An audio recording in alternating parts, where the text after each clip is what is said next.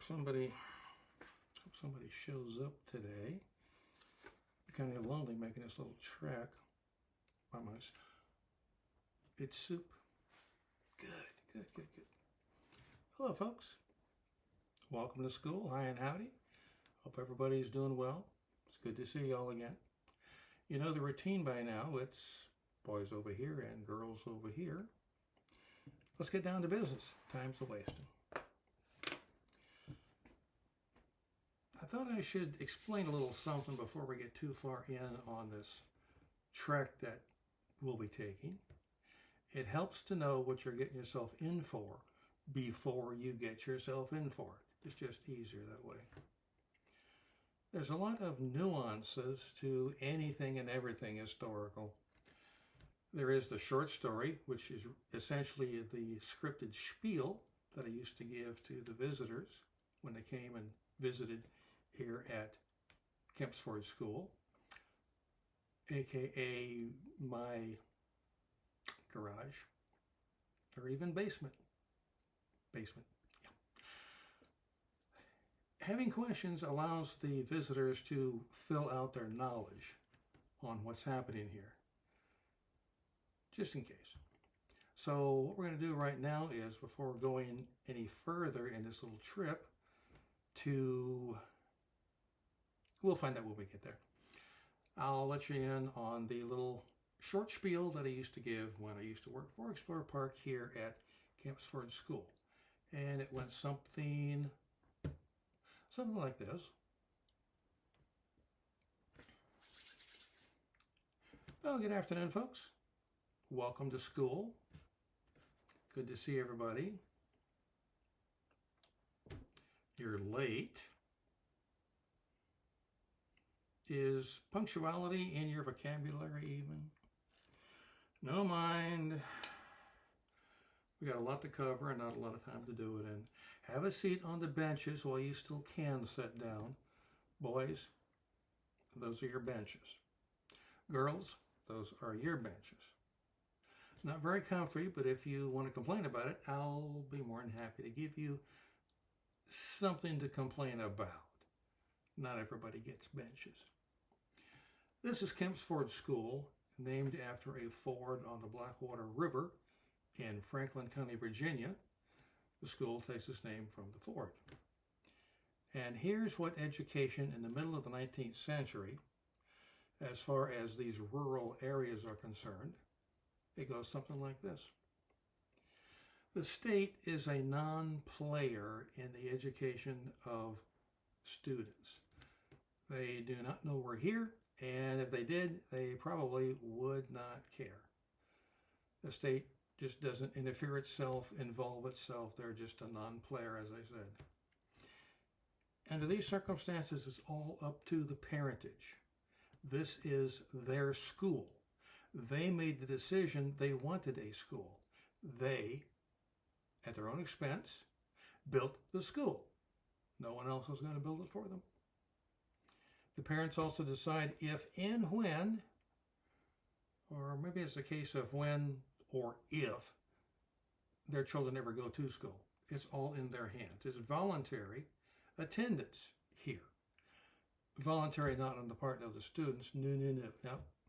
It's voluntary on the part of essentially daddy. If daddy says you're going to school, you're going to school. And if not, if he says you're not going, you're not going. End of discussion. Because things are so fluid here, we don't have grades. Grades work well in a structured system. There isn't a structured system here. Let me give you an example. I can have a 14-year-old boy show up here in class as a new student, first day he's ever been in class, and he's 14. His educational level is comparatively low. Also, there's a 7-year-old and an 8-year-old. It's their first day in school too. Now, in spite of the differences in ages, the educational levels are about the same. Grades just do not work here. I can, if I want to, take a 6-year-old, and the 6-year-old has been here a year already. He's got 1 year's worth of experience and knowledge under his belt, and I can have him sort of be a tutor, or at least help me teach the 14-year-old, the 7-year-old, and the 8-year-old who are operating at the same level, a low level. If the parents can afford desks, there are desks.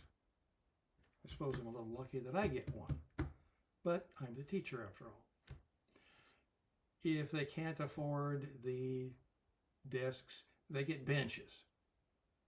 Not very comfortable. Are they, fellas? How's it working out for you? Thought so.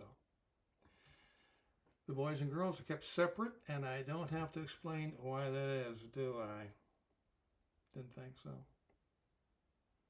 Any supplies that the students have, they have because their parents bought it for them. The school has nothing to offer them in the way of school supplies, books, pens, pencils, you name it. No. That requires money, and it just isn't here. Sound familiar to anyone?